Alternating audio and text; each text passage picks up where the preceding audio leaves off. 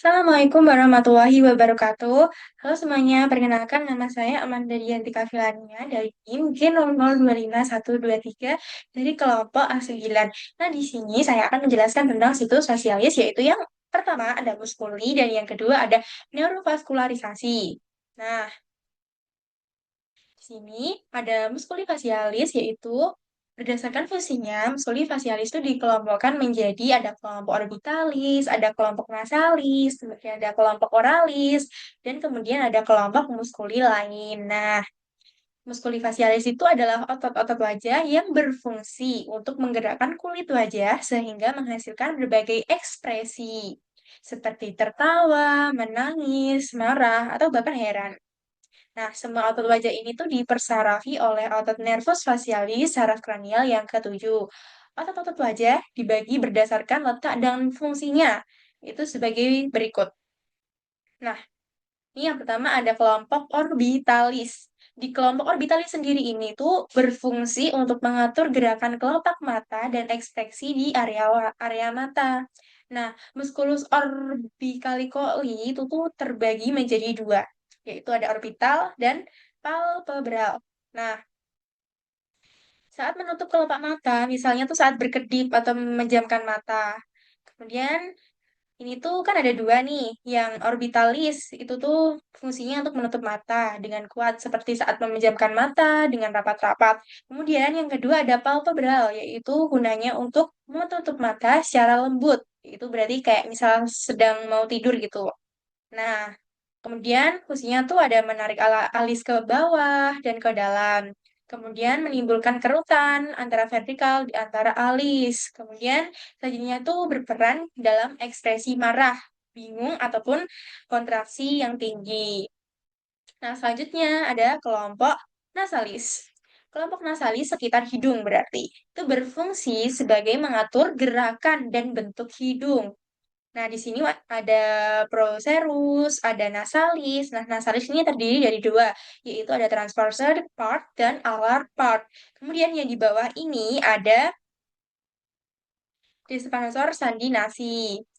Nah, di sini tuh dia tuh gunanya tuh menarik kulit di antara alis bawah pangkal hidung dan garis-garis di pangkal hidung. Kemudian fungsinya yang lain itu untuk menunjukkan ekspresi marah atau jijik. Kalau nasalis ini fungsinya sebagai itu. Nah, ini kan terdiri atas dua, transversal part dan alar part. Nah, untuk transversal itu fungsinya sebagai menutup atau mempersempit lubang hidung. Kemudian yang kedua ada pars alaris, alar part. Nah, ini tuh fungsinya untuk membuka lubang hidung dan musculus depressor septinasi. Oke, untuk selanjutnya ada kelompok oralis. Kelompok oralis yaitu sekitar mulut, fungsinya untuk mengatur gerakan bibir dan pipi. Kemudian ini tuh penting dalam berbicara atau meniup, kemudian makan, dan menampilkan ekspresi wajah. Nah, di musculus orbicularis oris atau kelompok oralis itu tuh terdiri atau fungsinya tuh sebagai menutup bibir, kemudian memonyongkannya seperti saat mencium atau bersiul. Nah, selanjutnya tuh untuk mengangkat bibir dan membuka lubang hidung. Ini tuh fungsinya untuk memberikan ekspresi jijik juga. Nah, kalau musculus levator lebih superior, nah ini tuh fungsinya sebagai mengangkat bibir atas sehingga gigi atas tuh terlihat. Nah, untuk selanjutnya ada musculus levator anguli oris. Fungsinya itu untuk mengangkat sudut mulut ke atas saat terlibat ataupun saat tersenyum. Kemudian ada musculus zigomatic minor dan musculus zigomatic major. Ini minor, ini major. Nah, fungsinya sendiri itu untuk menarik sudut mulut ke atas dan ke samping. Kemudian ini tuh berperan utama dalam senyum dan tertawa.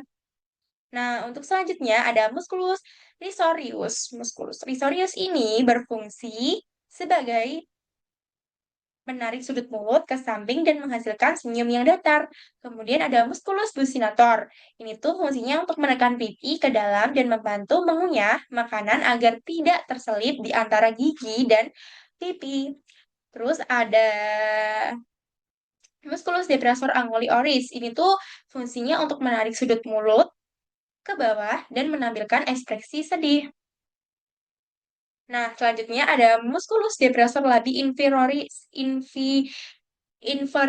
nih di sini letaknya. Ini tuh fungsinya untuk menarik bibir ke bawah, menarik bibir yang bawah ini ke bawah. Nah, dan ini tuh untuk menampilkan ekspresi sedih juga. Kemudian ada musculus depressor labii inferioris dan ada musculus mentalis. Musculus mentalis yaitu fungsinya untuk mengangkat bibir bawah dan menonjolkan dagu dan menampilkan ekspresi ragu atau cemburut. Nah, selanjutnya ada musculus platysma, fungsinya untuk otot tipis di bawah kulit dan leher yang menarik kulit leher ke atas dan membantu menarik sudut mulut ke bawah. Fungsinya untuk menghasilkan ekspresi tegang atau takut. Kemudian ada modiolus. Modiolus ini di pojok bibir sini ini tuh fungsinya sebagai titik pertemuan antara beberapa otot di sudut mulut seperti musculus orbicularis oris, zygomatikus, risorius, dan buccinator. Nah, ini tuh berfungsi sebagai pusat koordinasi berbagai wajah, berbagai ekspresi wajah. Selanjutnya ada kelompok muskuli lain. Kelompok muskuli lain yaitu musculus occipital frontal atau venter frontalis dan venter occipitalis. Itu fungsinya sebagai mengangkat alis dan menimbulkan kerutan pada dahi, ekspresi heran atau terkejut di situ. Nah, kemudian ada musculus auricularis anterior dan superior serta posterior. Fungsinya untuk menggerakkan daun telinga meskipun sangat minimal pada manusia. Nah, yang kedua ada musculus masetoris, yaitu otot-otot pengunyahan. Musculi masticatoris, yaitu otot-otot pengunyahan, ini tuh berfungsi untuk menggerakkan rahang bawah atau yang disebut mandibula saat membuka dan menutup mulut dalam proses mengunyah. Seluruh otot-otot pengunyahan ini tuh dipersarafi oleh nervus mandibularis, yaitu cabang dari nervus trigeminus atau saraf kranial. Kemudian ada musculus temporalis.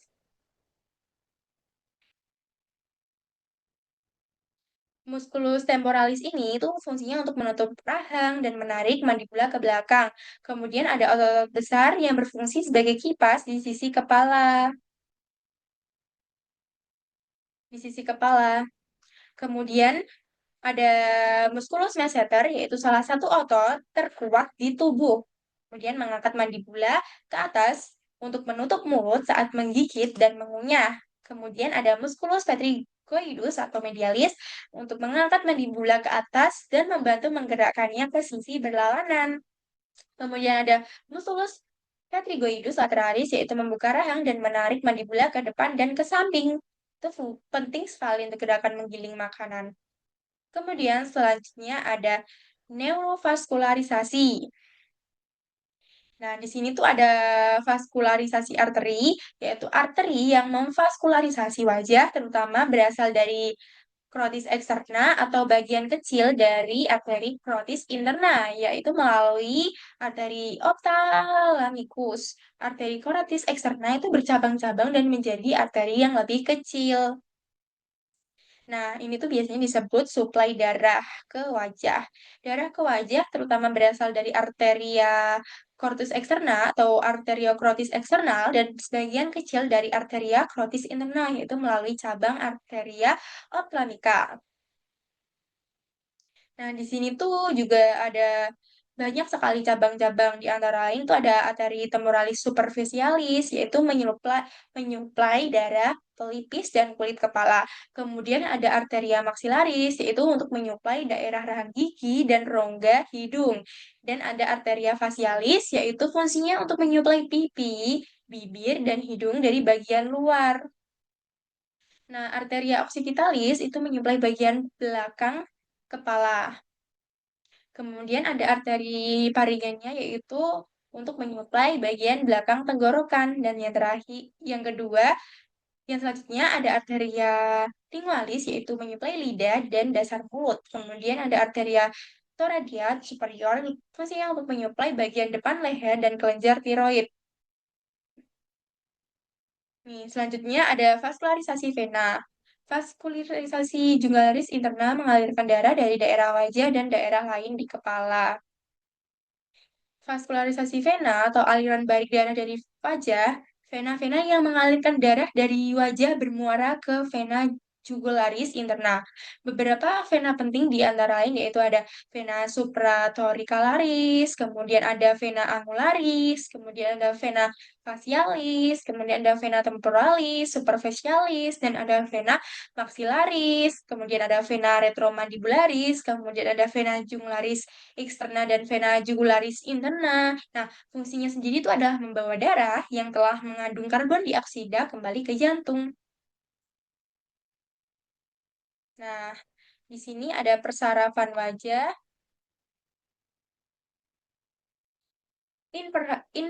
innervasi yaitu persarafan sensorik rasa sentuh dan nyeri pada kulit wajah. Berasal dari nervus trigeminus atau saraf kranial yang kelima yang memiliki tiga cabang utama yaitu nervus ophthalmicus, kemudian memberikan sensasi pada dahi kelopak mata atas dan pangkal hidung. Kemudian ada nervus maxillaris yaitu ini, nervus maxillaris itu memberikan sensasi pada pipi, kelopak mata bawah, dan bibir atas. Kemudian ada nervus mandibularis, yaitu memberikan sensasi pada dagu, bibir, dan rahang bawah. Kemudian ada persarafan motorik atau gerak otot wajah. Semua otot ekspresi wajah dipersarafi oleh nervus facialis kranial ketujuh dan tambahan saraf lain yaitu rami dorsalis cervicalis yaitu memberikan persarafan pada bagian belakang kepala. Ada nervus vagus, yaitu memberikan perangsangan pada liang telinga luar dan sebagian kecil daun telinga bagian dalam. Nah, di sini juga ada plexus cervicalis, yaitu memberi persarafan pada bagian bawah leher.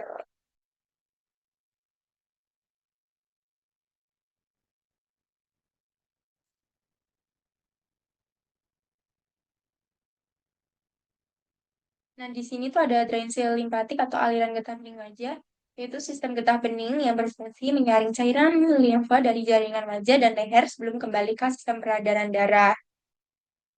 Nah, sekian penjelasan dari saya.